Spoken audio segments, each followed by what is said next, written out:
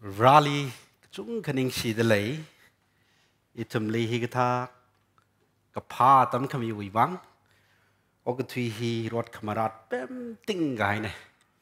ramwe ramak we manipur we pau sa de lei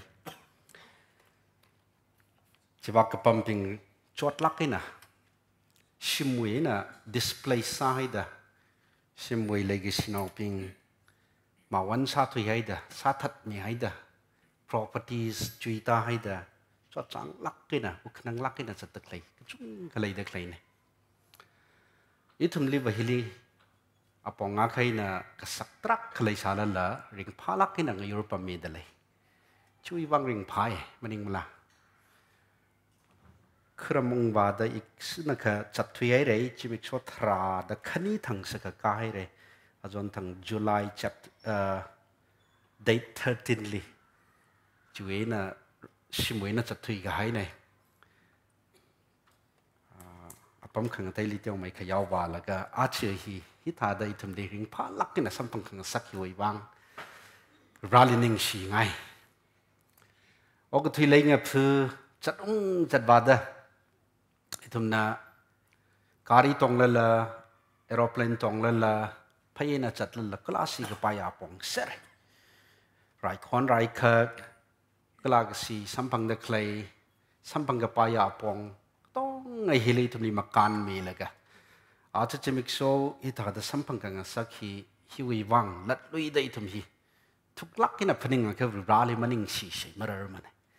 si wang ring phaye rali chung khaning gi si mi dale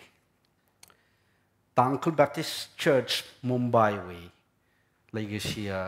yaw now ping natum sai koruli iwi ring pha salam la mi dalai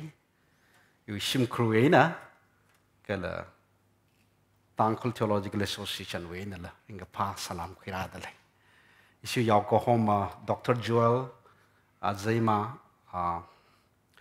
anathan laga tumi deacon ping missionaries ping kala church we thana ping na ita da atam hi chika khami hui wangla iwi ringa pha ning si phong sok talai ina phap tai hilika khangning hi aman ka sak aman sak lak ka haya itum na pulpit hi chang hiliwa malai thore khabri rali thar ka chikat sa la ga itum chikat ka haya apam han phut pam hi ka thara pam ne tum si chin pha ma chi mrai itum na court liwa kha court we sakhi ka sa ping na witness ka sa li athmai lairik chili pang par laga ita da I will say the truth nothing but the truth the promise ka sa da hilika khanganing ami kachivuna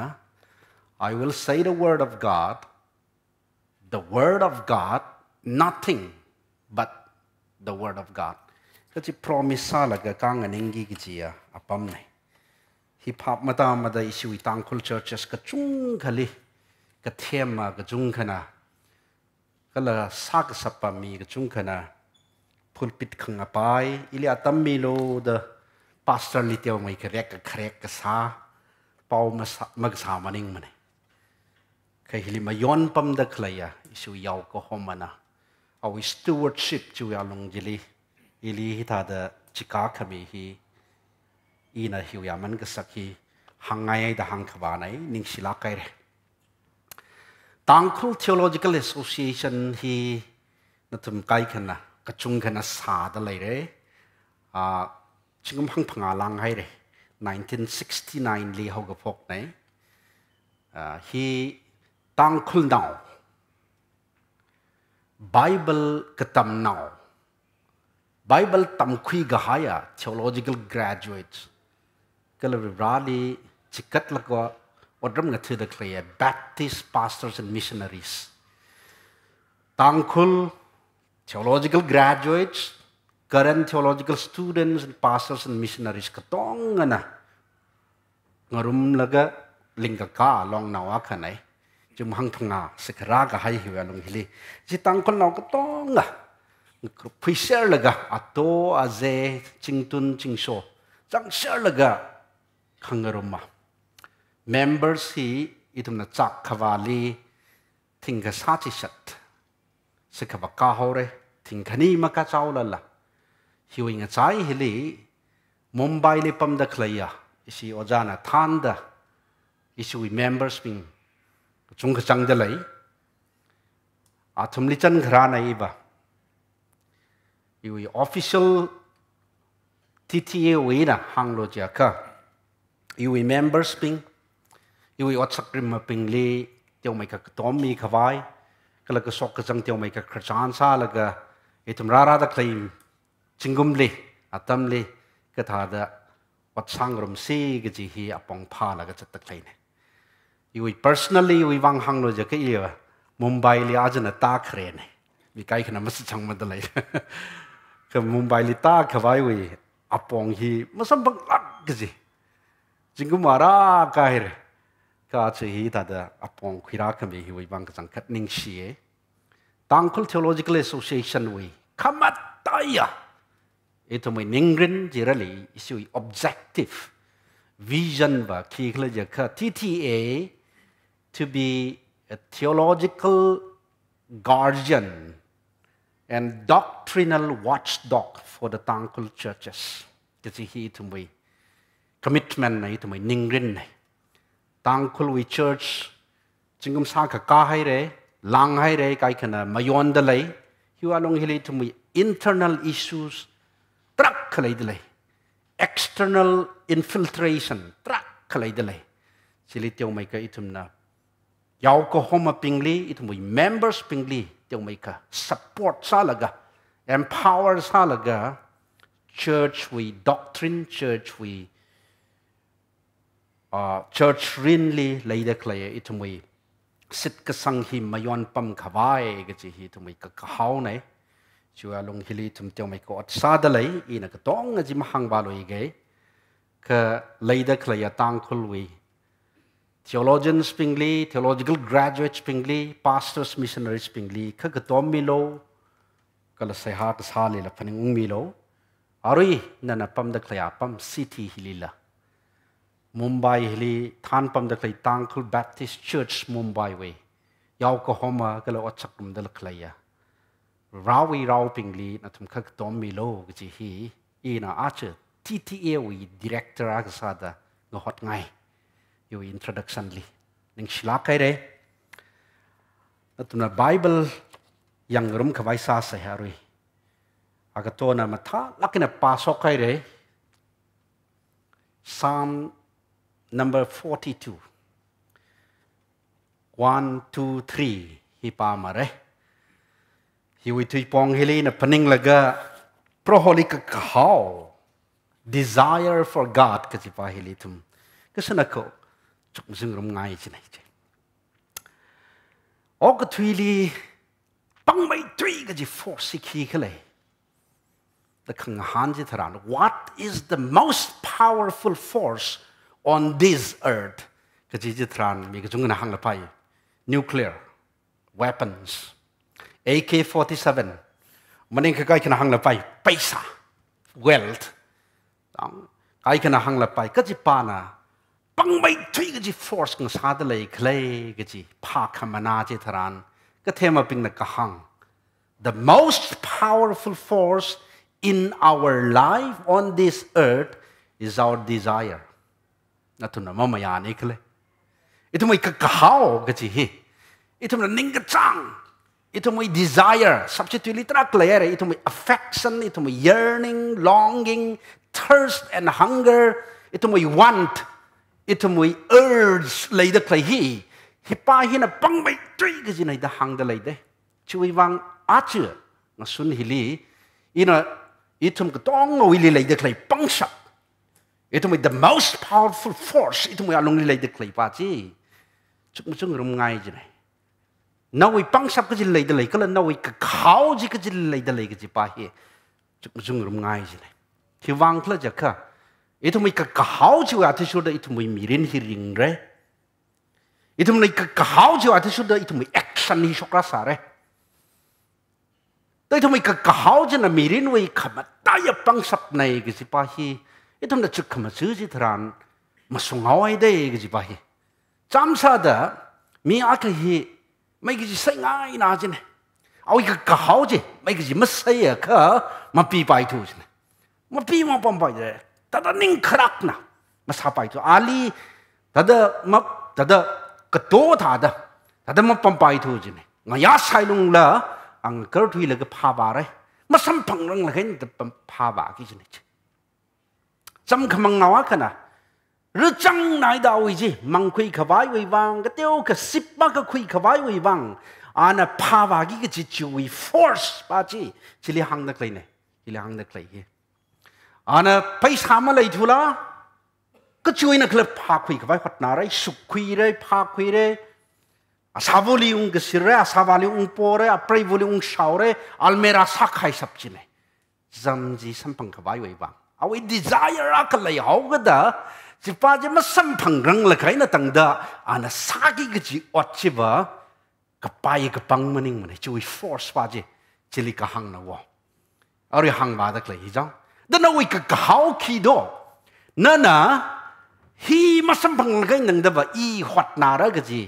กะเขาว่าเขาเลยให้เด้อพักคุยขวายวิวังหัดนาตะเลยจีคิดดูยารอนเงลาเลยก็ช่วยนะหังเลยก็สีน้าวก็เลยให้แต่จิลิสัมพันธ์ขบายไว้วางจัดกี่ก็จีฮีก็ต้องเอามาไล่สับจีนี่ต้องพยายามคือมาการแล้วก็กองมาการแล้วก็บาร์จิเลยละน้อยปังสับจีขบายไว้นิ่งละต้องยิ่งซิตี้ลิบก็ท่าต้องปุ่งอักขมาขายคันนี้บัสต้องแล้วก็บาร์จิเลยละต้องไปสามอะไรละนั่นจีพาคุยแล้วก็ until and unless you get that desire นะฮีปังสับสอกลักให้นัดจัดกันจีดละที่ท้าเขาก็ได้ทำไมกับเขามีรินลิขี้กับเขาได้เลยก็จีบาฮีทำพักมันน่าดการสาวไว้เด้ก็จะวิวังไอ้น่ะฮิลีน่ารอยปากีเด็กเลยทั้งอาก็ตัวทอดมึงน่ะปากหายใจ Psalm number 42เจ้าน่ะลองก็จะแต่กองราเรนิ่งก็จังท่าเด้อมังลาน่ะนาลีนิ่งจังไงโอ้บริวราลาในที่ทำคอรัสละสาย praise and worship li as the deer thirst for the water so my soul longs for you and thirsts for you my God my soul thirsts for God for the living God when can I go and meet my God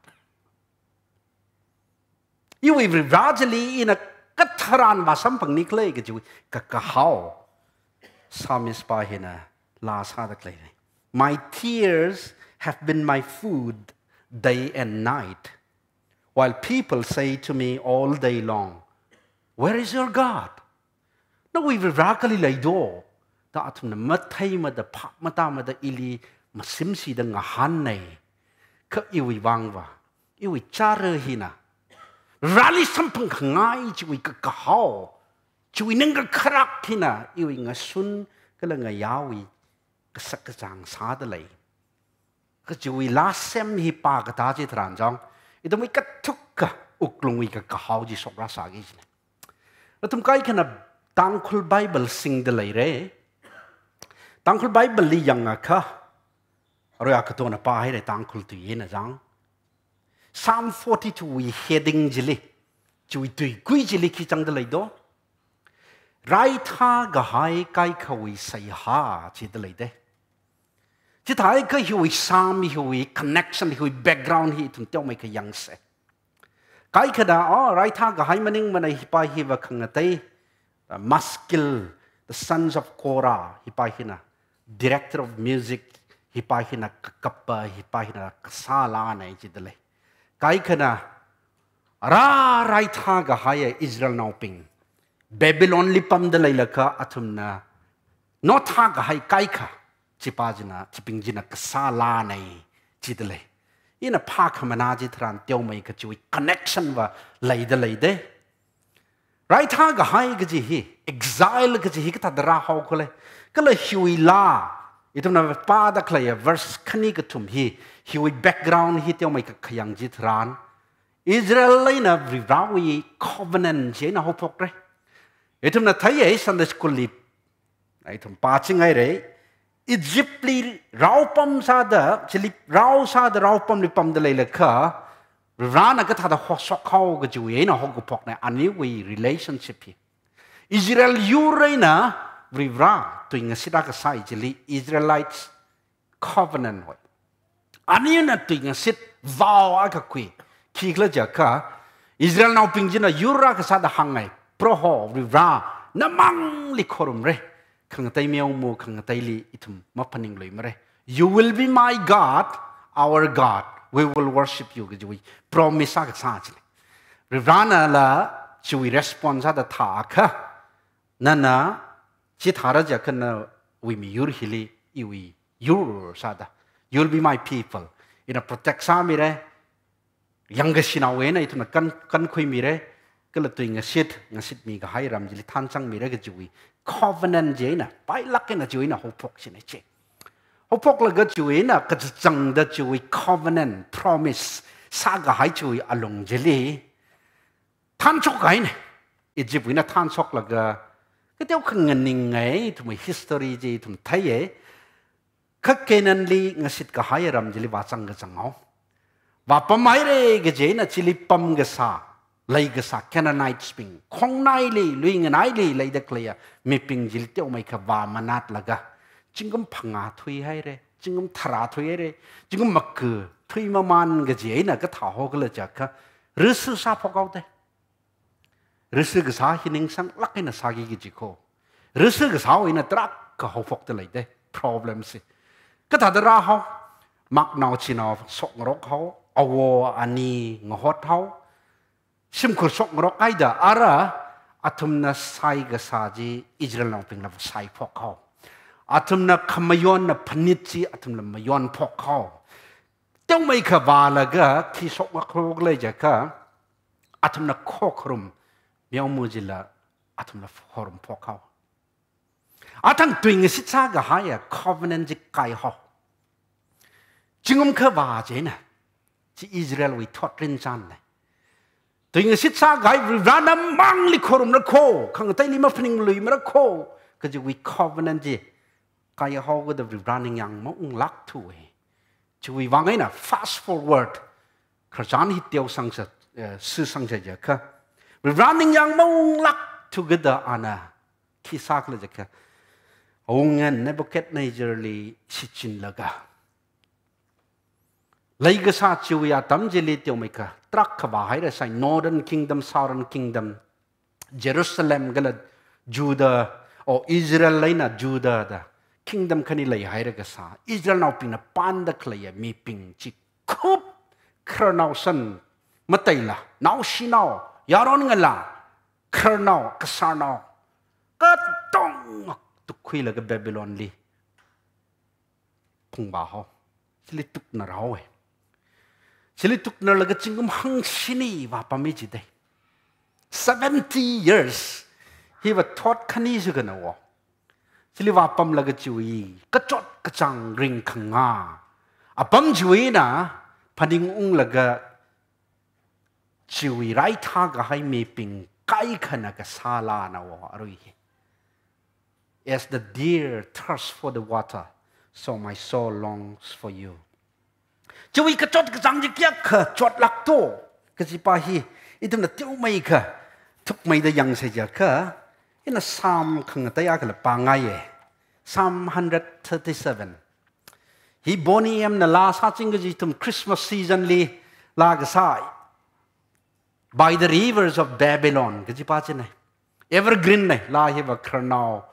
cái này thọt bắt tay là thay sửa được lấy đấy cái hình ra sắc ấy là hili chăng được lấy đấy Psalm 137 chỉ lấy tụi nó pa cả by the rivers of Babylon we sat and we wept Babylon we công phải chỉ lấy tụi nó pam là ga itu na chap bay when we remember Zion iram Zion li phaning là ga itu na ningai ma na hida chap bay ili pata ka itu mi ting tay la ting rong ga thi li hok thang se rai re there we hung our harps on the trees itu lama salui lak merada we will never ever sing again lama salui lak merada itu mi ting tay la itu mi keyboard la guitar la ting rong ga thi li hok thang se rai re hok thangai laga kong phai jili pam laga itumna chappe when we remember Zion iram liva jang yui mahak la maring phala la yui sim naw la ye yui yam kui naw la ye yui athai asa la ye yui sakhangai sa pai sa sa pai hilimiram ngalai hilipam laga ina hyak kachwat itum li rek pam da klai ka thara khlai yui future ka thani khlai ji phaning ba khawai ma khlai tha da pam da khlai hili ya iram lai ga si chang da phaning ung laga ka chap pui la na wo hi verse 3 li hang ka for there our captors ask us for songs itum li tu khui ga haya me ping Babylonian itum li tormentors ping itum li rek ta khlai me ping jina itum li masim si laga itum li manusing anaw laga itum li hang khaning awa cho naramui la ja ka si sayang ra naramui khamathan wi la ja ka si sayang ra da itum li masim sing anaw we gijin ta ili hang da klai hi chui wang la sa ka sok ta la how can we sing the Lord's song in a strange land how can we sing the Lord's song in a foreign land in a strange land itu mai ningli khamathan akal malai thure ring ka phak lam lai thure ka chihan malai thure ring pha ka bai la sa ka bai wa pong akal ma khalai ne hita dan nar pam hai laga aming pali ba cho nar mui la ji sayang ra khamathan wi la ji sayang ra da manusi ka pam chui ka chot ya iram Jerusalem paning laga lai ki si ki chui la na ho hi 5 verse 5 sili pataka if I forget you O Jerusalem iram nalina malai house chi jang nalina malai sap chi jang may my right hand forget its skills you ya pang hin sa ka thai ba ka thai tong siman haura no O Jerusalem nalina malai house chi jang ina guitar khong thai sala ma khong thui le mi re ina khong phai phiao thai sala yu ya pang hina chila ma sa thai lui ron kapim sing thai sala yot pak khai sori sing thai sala yu ya pang hina sa ka thai ba ka thai tong siman haura no Jerusalem iram nali ina malai ho si cha hang ta lui ye may my tongue can cling to the roof of my mouth yu male hina akaraklik kamanui san haida kik kala mahang ga pai la masa ga pai tui ma tui ga pai nga sa haura no if I do not remember you O Jerusalem yakka chot sang da sip sa da klaya la chilipam da klaya mi ping jina ra katran ra ne klay na li katran sampang ni klay nanang asit mi ga hai na oi ka pha apam ji na oi ka pha apong ji ka thadra ni klay ga ji KAKAHAO lay hai da sa ka sok la na wa Psalm 42 hi connection hi well Babylon li pam da klay exile tada chili ka shunaka jingum hang shini wa pam laga pam ri pam ra ma ji la ka chot ka chang khang laga pam da klay mi rin ji aroi khon itumna rai khon rai khak pem ga hai kik ka sa la satisfaction ma khalai ta da o tangkhul ra ji gijingram gaji ba ra ji gaji wi ka chi han ji li ngerai ma man laga ok thui de khlaya mirin hena chanjam sai achu Mumbai li pam da khlai thumai mirin hi aponga khali thumna Babylon li pam da khlaya itumai manglarin ji nei ta hang pai chi tha da pam ma man laga na panding laga yo ka thran ra khla yu ring ga pha ka thran ra ne khla jang I exam passa haya ka yui sakaja hi ungsung haya ka tang ina plan sa da klai hi ungsung ai ka da ka hau la ga pam da klai yui mo ong ai na ya iram ngalai ra na ka tran ra ne klai ga yui na li ka tran sam pang ne klai ga yui ka hau ju along li sa ka sok ka la ne ito mai li ka hau ga chi hi ka thalak klai ga ji aroi psalmist pa hi na ituma well tangkhul nau sa ho ga da sa khreng wi chanjam hiu imagery na mi da klai hi tum teu mai khayang wi se จดจังนากะหายอาตมลีอิทุมนะอดซาลละสัตย์ได้กะหายสารีสาระ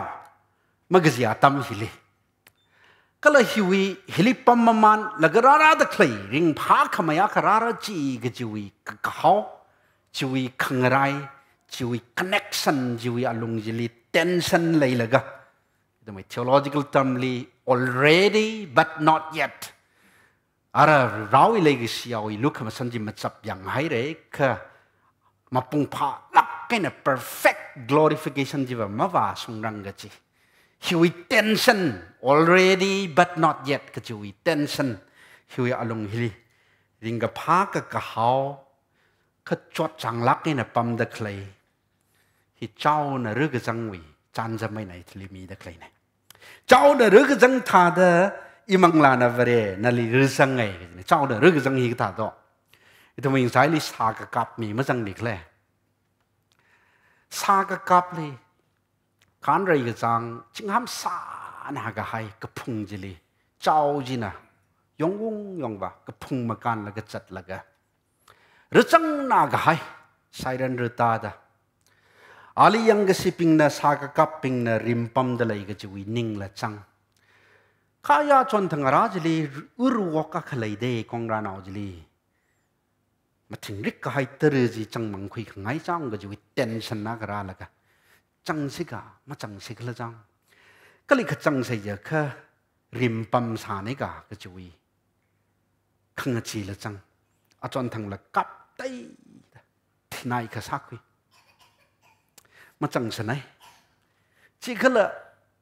รึกจังนัดที่ราดเลยก็เลยว่ามังเรท้าเขาสิมาเรฮิวิเทนชันฮิวิอปองฮิลิเลยเด็กเลยนวิกะกะเขานวิอุกลุงหินะนวิมังลานะกะเขาเด็กเลยจีขี้ลักเลยกะเขาก็จีฮีอิทุมวยอุกลุงลีมีเขาเอาว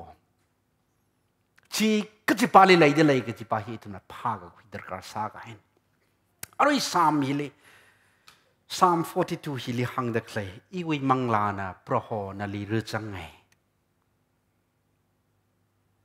แต่ลาลีตรักกับหิมังฮิลิมันเองมันเองราลีรู้กจังอาลิกะกะหาวอีปองลีตรักกะหังไงเดวิดนะอปั๊มขังไตลีละจำสัตย์ Psalm 27 ลีอานะหังไง one thing that I ask of the Lord พระโหนาวิไว้นาวิไอ้น่ะอินะอักมังปอกคุยลูจิชิจาที่เราร้านนั้นอีเล่ขมังโปโลนะคิดคุยง่ายก็เลยแต่หังสิจ้า one thing that I ask of the Lord อันนั้นคิดหัง that I may dwell in the house of the Lord all the days of my life อยู่อีมิรินจุบตามาที่รังละกันนั่นตั้งแต่ร้านนั้นวิกจอนชิมฮิลีปั๊มง่ายฮิลีปั๊มง่ายกันสิสิที่ฮิลิปัมละก็อีทุ่มตาวินราดเลยปุ่งงาข travel ซาดเลยปุ่งไข่ travel ซาดเลยปุ่งก็ทุ่มเลย travel ซาลักราดเลยสันได้มังไรครามีแค่จังเดเลยอาจจะจิมิกโซเอตุมีสันได้ราดเลย worship ราดเลยร้านเอาไว้ลาสังรมขวายนาวิตุยงนางรมขวายร้านลิงนายดอกที่ขวายไว้บ้างแต่ก็เขาลักกินจัดตะเลยมีแค่ราดเลยดูอินะเป้าใส่มุมไบลีมีทิ้งขลังปั๊มเดลัยตังคนเอาอิทุมวยฮิลิสักขณีขลังเดราจังไงเรลับไปอาทำไมก็กะเขาก็เลยเดลัยน้อยก็กะเขาก็เลยเดลัยก็จินตาสามิสวานะหังเดกเลยฮิลิวะ one thing เพราะคนเอาไว้นะอักขมังปกวิโลจิชิจา that I may dwell in the house of the Lord all the days of my life ขังแต่ปั๊มเลี้ยกหังเลยสิเตย Psalm 113 ลี from the rising of the sun till the going down of the same I will praise you ร้านอะไรมาสดมีชนเลย from the rising of the sun till the going down ที่มีกระสอบกันนะกระตุนวาสุงเด็กจะวิ่งขลัดวักขีโดอาตั้มกระจิดละนิ่งละ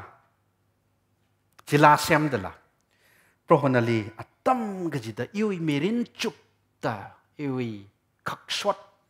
ที่น่ะมังสามรังละให้หนังเดร้านนี้กะเขาสอนเรก็จะวิกะเขาลาฮีหังดักเลยเนี่ยเลยก็เสียงสดนอเป็งน้องวิกะเขาก็เลยนักคิววังมุมไบลิตาจิโด at the first place Helita laga teo mai kana wi wat sa dalai lairik tam dalai wat company li na wi wat pam li wa dalai kai kana rawi wat nga the dalai ka changkhat na wi ka kahau chu ya long li ka tha dalai dalai rivali ka kahau kala khanga tai apong li ka kahau hi nga hiao yang si ka tha dalai re mai city li pa mau ga da o ka thuina itam li offer sa da klaya kahau ga pa ya apong trak khalai hai re awan khama that tha trak khalai hai re kahau pai la kai jang nana mol li wa laga nan la ayar li sok khleo laga ring pha pai lak ka hai kahau pai lak ka hai trak ka offer sa da klai na wo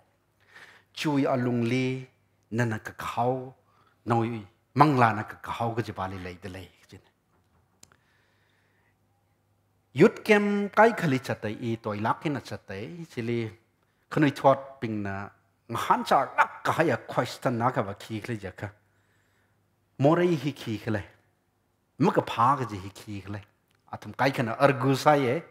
cham khamang hi morai la atham bible la pa hai le smart sa lakina the Paul na va Timothy li teu mai manglo da hang de lai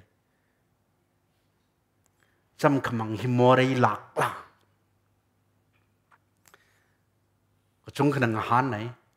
debate sa pai lak ka hai a topic thai e jang in a quote ak changai John Piper ari hon ring de lai theologian nai ana lairek ak ka pi the pleasure of God the rivana khili ring pha khalai itum na khisa kha awi mi ping na khisa kha running ring park like ji wi pong like ka pi lairek ne the pleasure of God chili ana hang ne the essence of sin morai wi angayung morai wi ka changkhat morai pa je ba khi khle je ka the essence of sin is the loss of taste for God morai kido Vrivali ka kahau, rawi tuili ka kahau, chilining ka jang shiman ka hai, katong ji moray ne. Ana hang ba ye, the essence of sin is the loss of taste for God and preference of other things over God Himself. Kang tatay other things, kang tatay trak kalay da kalay ji pa jili kahau tui kahai pa jina vrivra aklatali kahau pa jili chong may tui kahai, katong ji moray ne. Well, nanang handalay jam kamang hi moray la. Yang usay ara, kalikhadan na jam hili, kakahau ji pa jina vrivrali kakahau pa li chong may tui ayaka, yes, why not? Ji moray ne. What are the other things for you? Rivrali ka kahau awi ka chon sim lira khangai awi lairik pa khangai awi tui ngana khangai sehasa khangai devotion kui khangai rivrali nganai da ok tui khangai wi ka kahau pa cheli kati ka tha akhali ka kahau tui ka hai chin na chong mai tui hai ka ka tong chi morai ne chin the loss of taste for God rivrali ka kahau wi appetite siman ga hai chi morai ne ki chin na wo What are the other things na we wang kido? Mi kai ka we wang phone nga sare. Phone hi phalak kai maning mala hi na otrak sa khui de lei hi yang laga business sa de lei ot mga trak ka khui de lei mirin kan khui pai de lei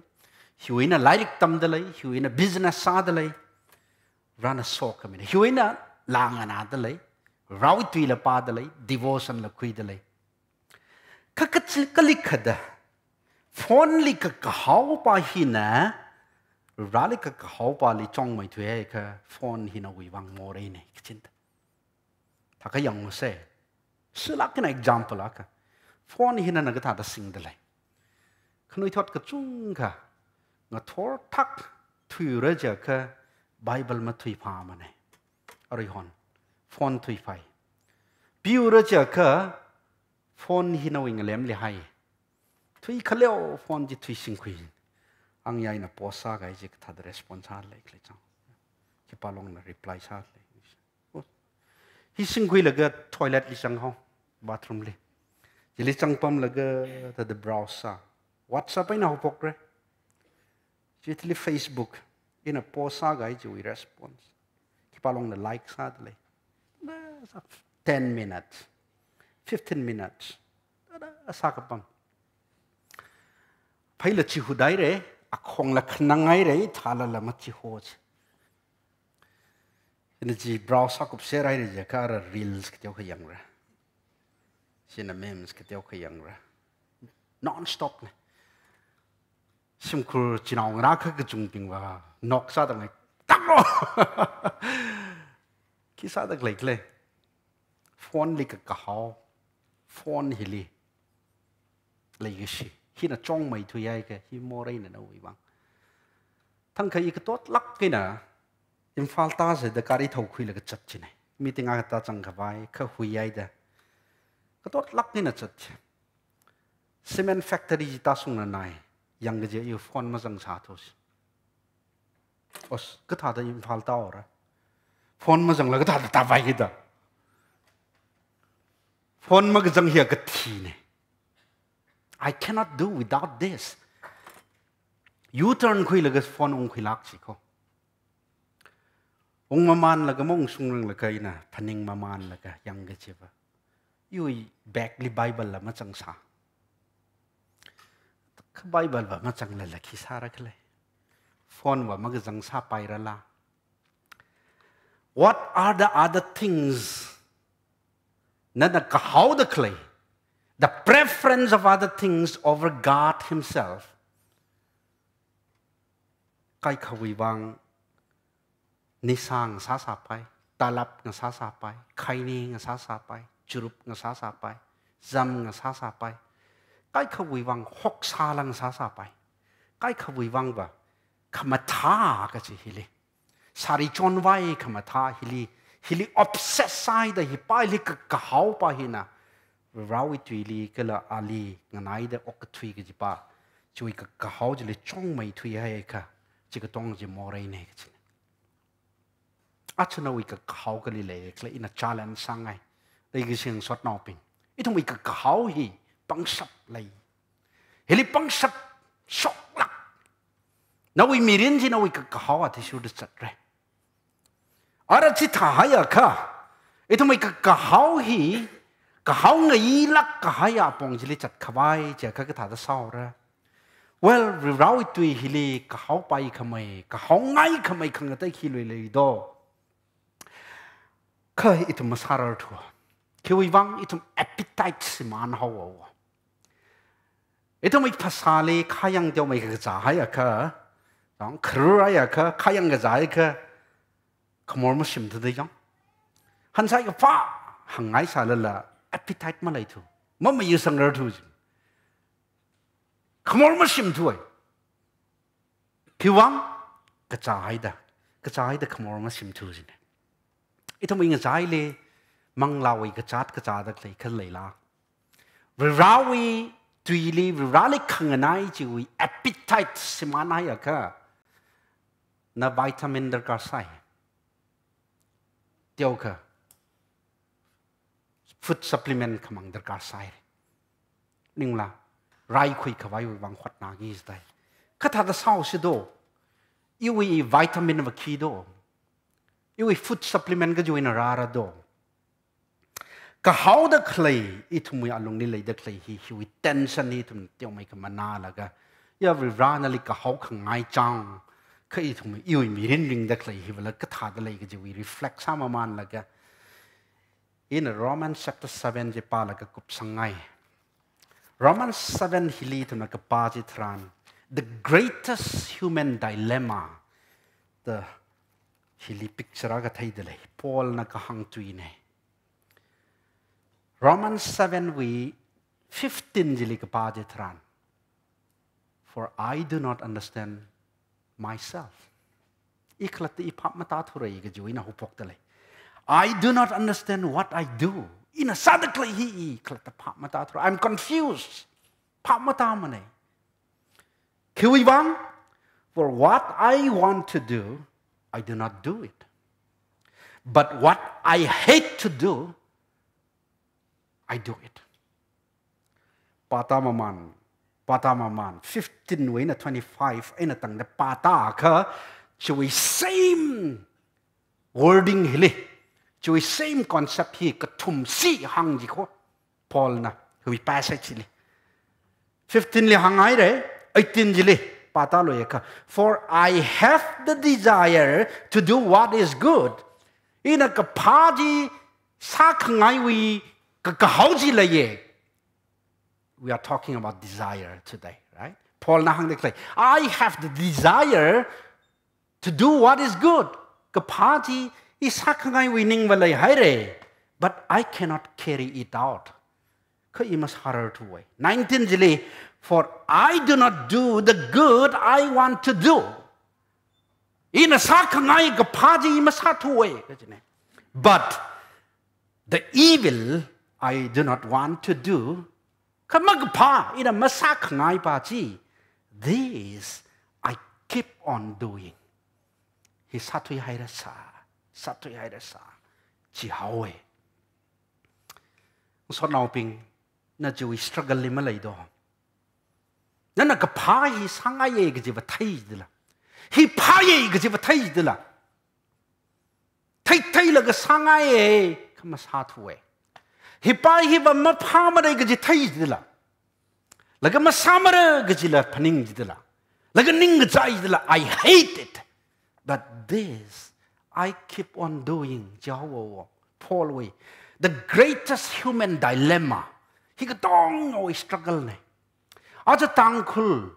we vreshi Shongzan hili centenary mayon haire. Jigum sak ka itum vreshi saraga ne. William Pettigrew atamli itum awayina.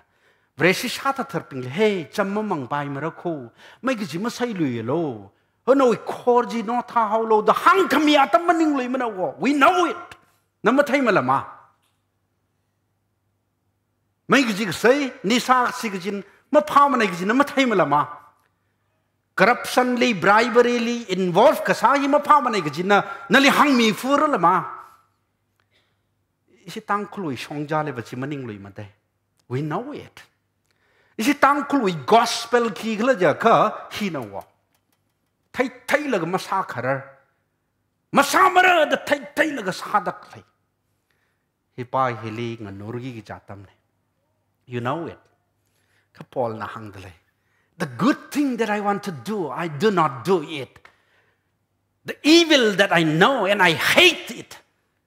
But this I keep on doing. Lagana hangai. What a wretched man I am. Ikaya katui kanami kalajang. Kaya ka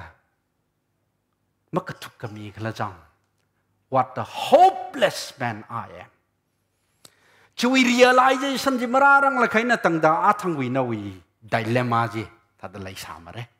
Chilai sare. Paul na hang de kaina bachi chidi bai chapure. The some come on him or ila, other chi, Kista Lagna. No, Chuya Tamaning Limate. Rivali Kakahao Pali, Kajikatakang a tay. What Pinglika how to hire Kachipas in a chong my to yaika. No, we kakao. We gaine. Chimorene. Chuina Hanqui Kavai, Paul we condition nearly hung the Claytada. Ya, in a sangai like a masharer. Masangay laga ji sapam the clay. Kyak tui kanam, kyak kamagatukami, klajang ihia, makan kana. Laga ana hangtai, verse 24 li. Who will rescue me from this body that is subject to death? Kat mi tit pasatit ti haugi gaji. Shongzan hiwina kipana ili kan mi sapaklajang. 25 li. Thanks be to God. Ralining shilake. Who delivers me through Jesus Christ our Lord. Proho itumwi Krista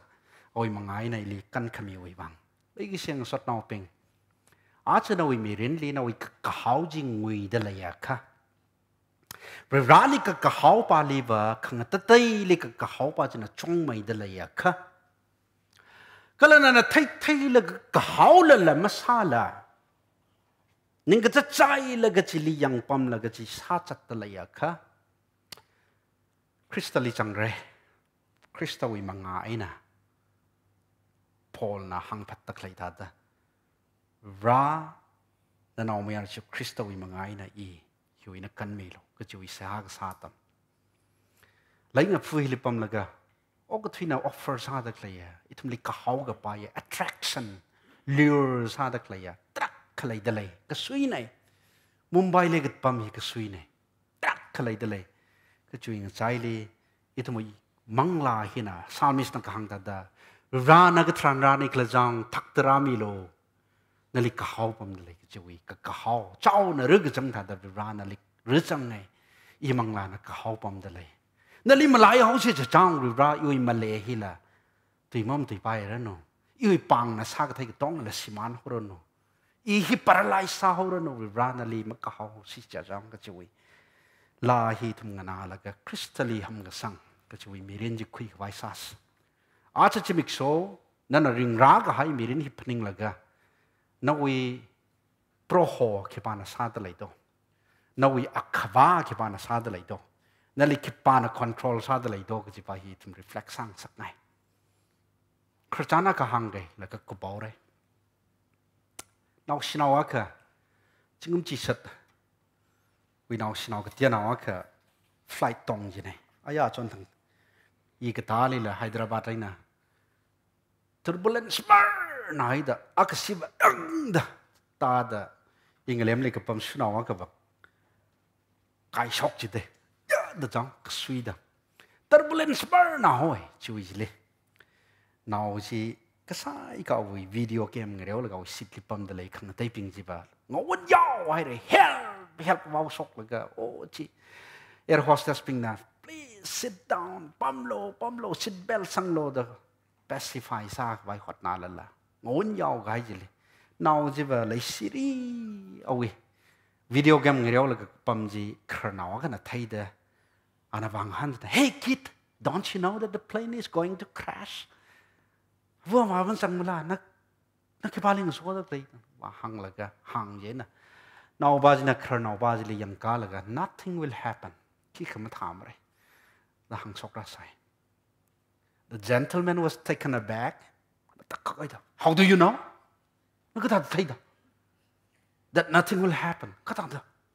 Ki kham tham ra da ka ta da thai da. Now jina manarim yang kalaga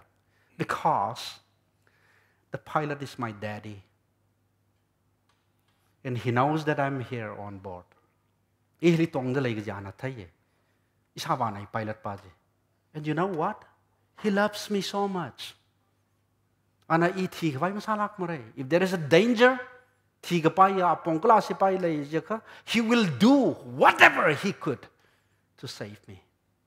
By hook or by crook. Ana ilikan ko vai sare. The pilot is my dad. And you know what? Ava temblak kai pilot te. He is able. Ching miran ga pai chat dai re. Thang kani da klak si masam lok. And he loves me so much. He's ready to die for me. Who is your pilot today? Now mirin with pilot ke pa do. Jesus Christally ham sang laga ali control sang saks. Itu mai KAKAHAO awe na raran. KAKAHAO nga sak ngai wi apong ali kachang ali mi ka sang mirin nga sarano ran so mirano.